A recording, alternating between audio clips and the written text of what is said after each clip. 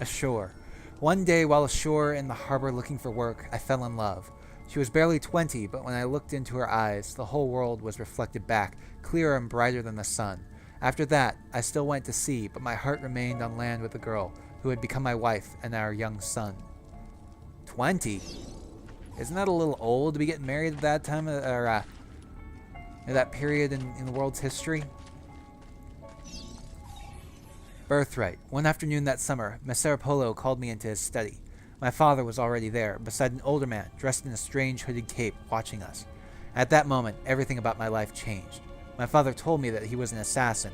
Removing his ring, he showed me a strange marking on his finger, explaining that our family came from an ancient order that protected and defended mankind. He paused, and then, when I didn't speak, Messer Polo stepped forward. He told me that the stranger in the hood would teach me. In return, I would carry him across the Mediterranean to Spain. And so began my apprenticeship with Dante Alighieri, one that was to destroy every bit of happiness I would ever have.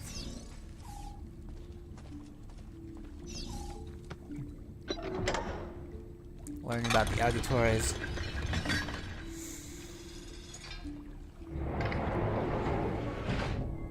Let's see. Oh crap, this may be timed. This is timed, I just know it's timed.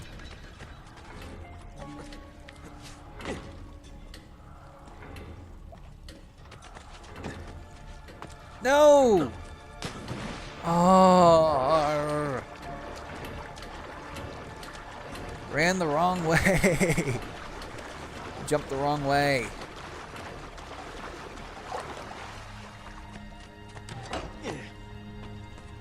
I'm gonna have to do this again.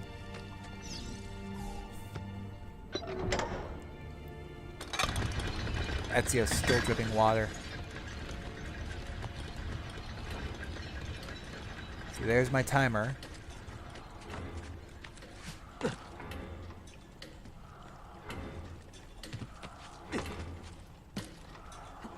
we go. And there we go. What have we got here? A mentor.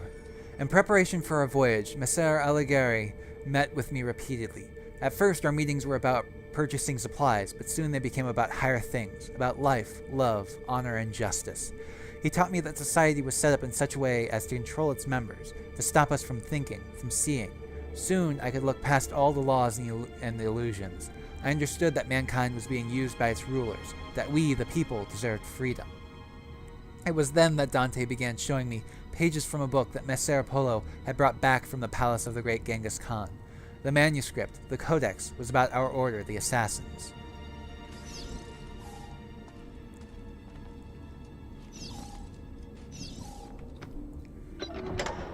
The plot thickens, as they would say.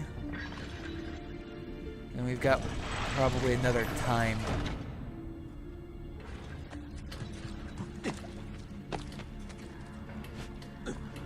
Oh. Well, that tells me straight off. Okay. Let's do this again.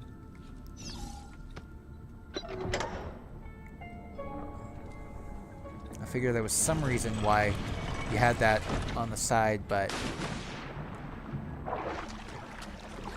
there we go.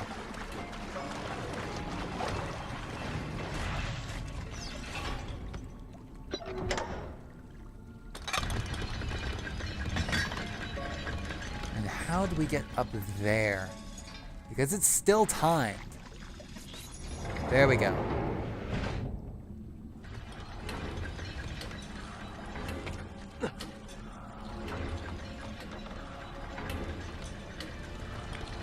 Go.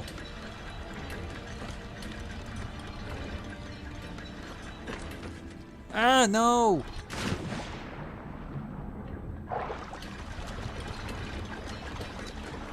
Where am I going? I have no idea.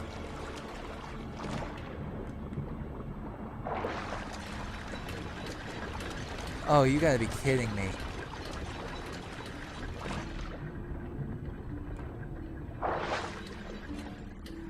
There's gotta be a way out of this. There it is. Duh, just climb straight up that. gonna say there's gotta be a way somehow.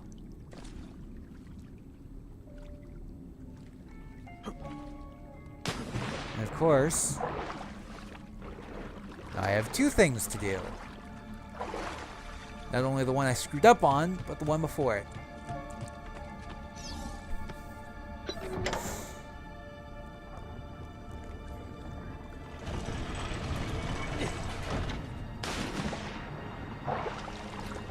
There we go.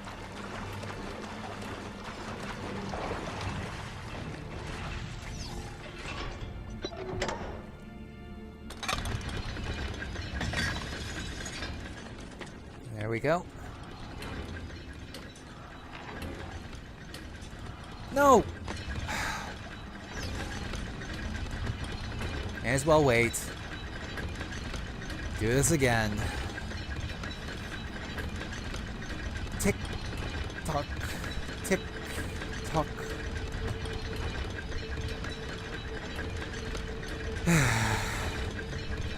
Honestly. They expect you to move fast, and then the controls don't respond the way you expect them to.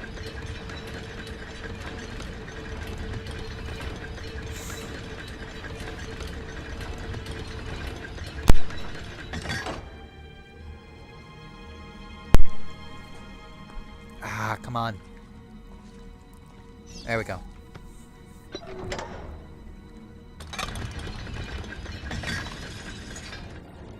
There we go. There we go.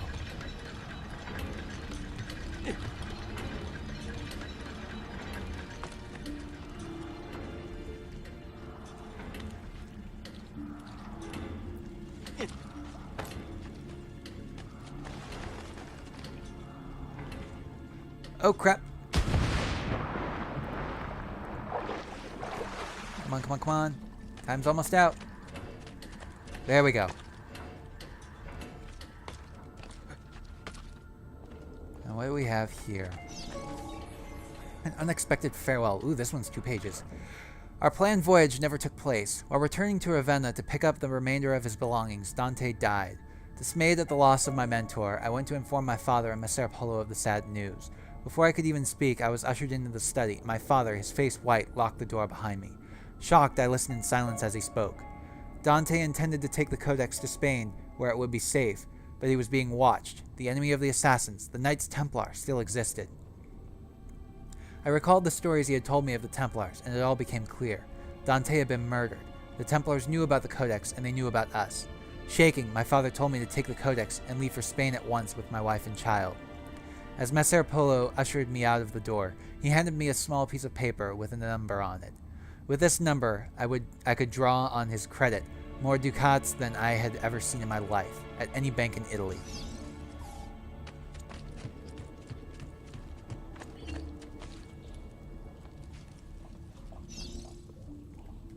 Let's see, what do we got?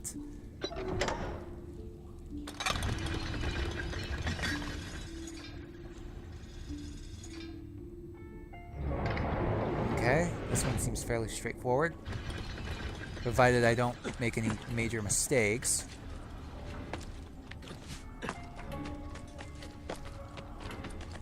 Come on. Nope, no, no, no, no. There we go. Oh, you gotta be kidding me. I was right there. I was right there. And I have to run all the way back.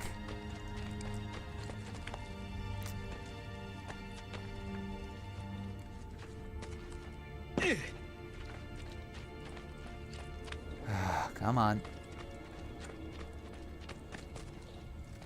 Do this again. Got hung up on one wall, and it threw me off. Got hung up on one wall.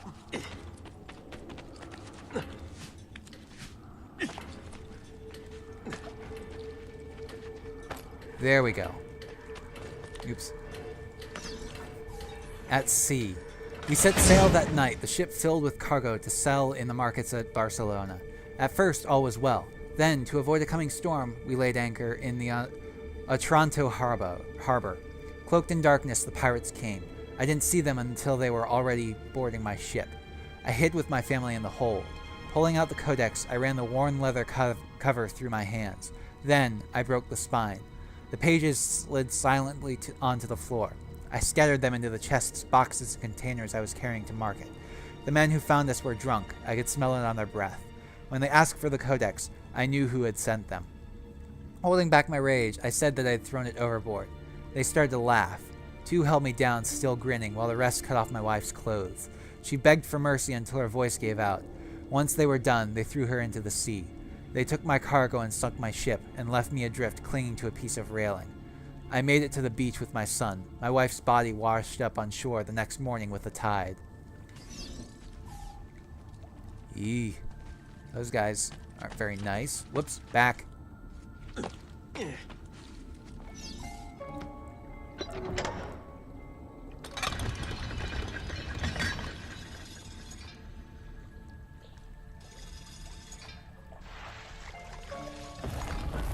Okay, that's where I'm going.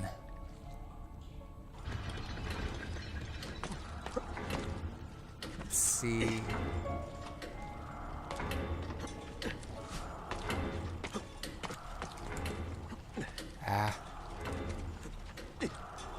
There we go. And through. We've got one last bit here. A new name. I never saw the sea again. Making my way to Florence, I rented a small room and then visited the bank. I had memorized Polo's account number. With the vast sum I now had at my disposal, I went to Venice in disguise to find my father. I returned to Florence the next day. Both Polo and my father were already dead. From that moment forward, I collected treatises on architecture, studied the classics, and took vocal lessons.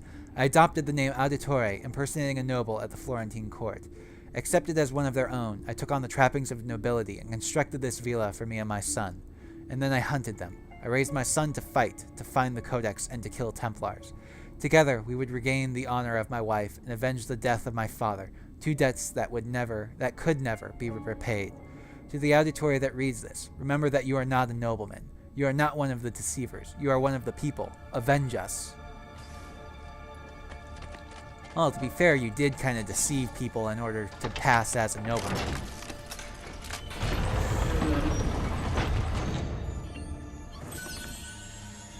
There we go. We've got treasure chests to grab.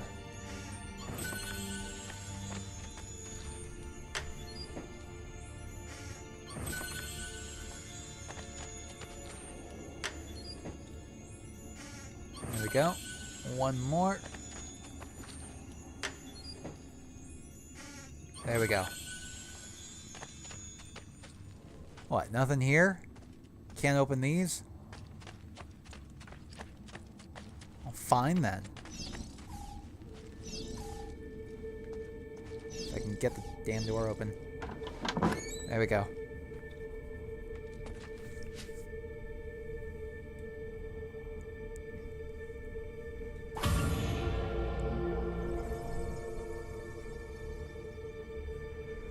Well, we've been going for more than 2.5 hours, but I'm not quite done yet today. There's one last thing I want to do before we continue on, or before I end this set.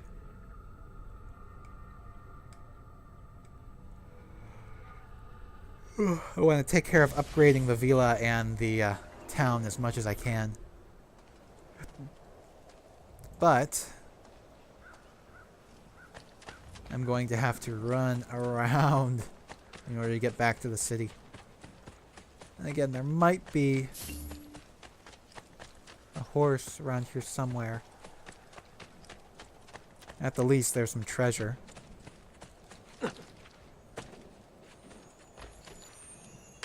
Go ahead and grab that.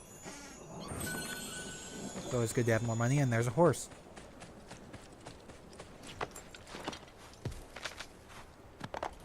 Okay, let's ride this thing back to the entrance.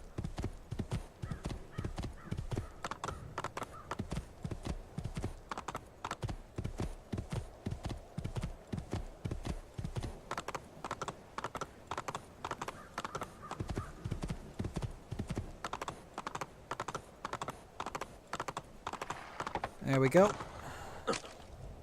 And then run straight up to the villa.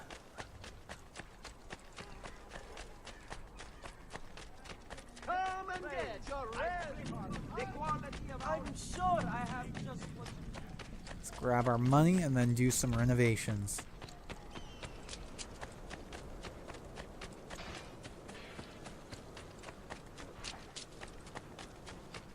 Here we go. And the whoops. Did not want to climb that. The money is back in here.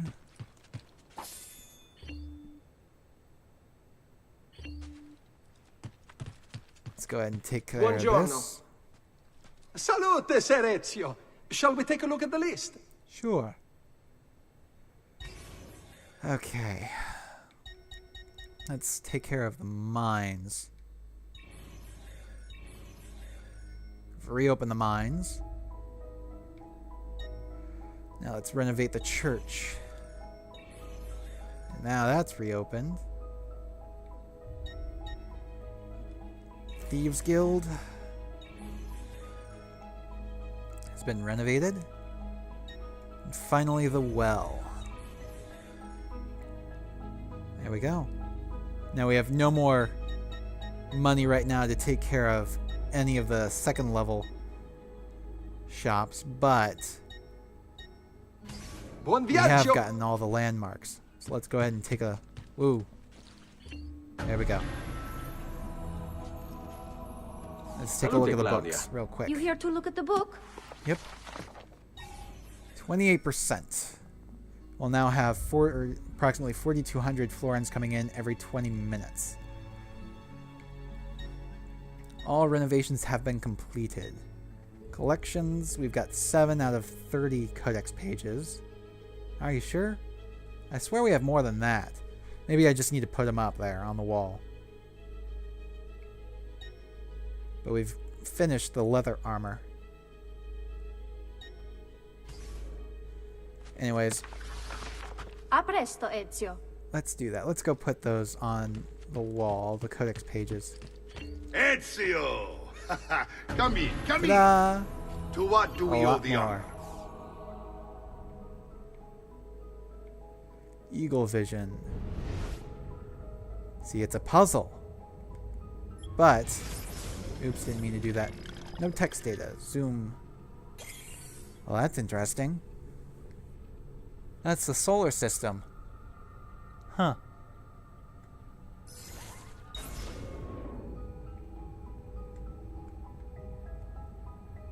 Anyways, I believe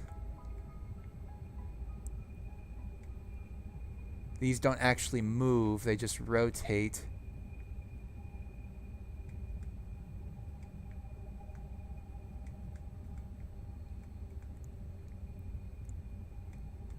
And you can possibly already see where this is going.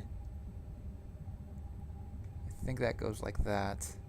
Or that. No. Goes like that. Oops. There we go.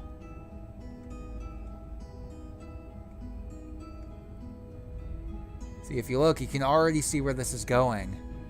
It's a map of the world.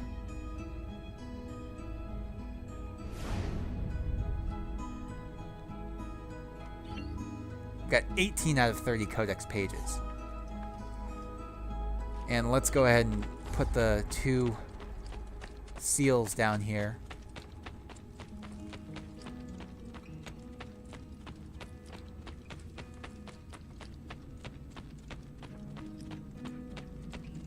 Let's see. Statue of Kulangal. Statue of Darius. Place his seal.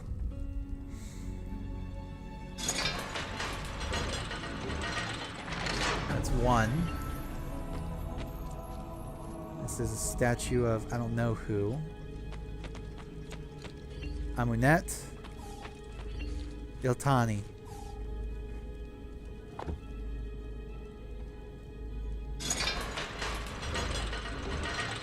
There we go. That's 2 of the seals. 2 out of 6 seals. Wei Yu. Leonius. But that's all I have access to right now. And actually, I believe that is it for this set. I shall see you guys next time. Ezio! Thanks for watching. Come in, Please come remember in. to comment, rate, and To what subscribe. do we owe the honor?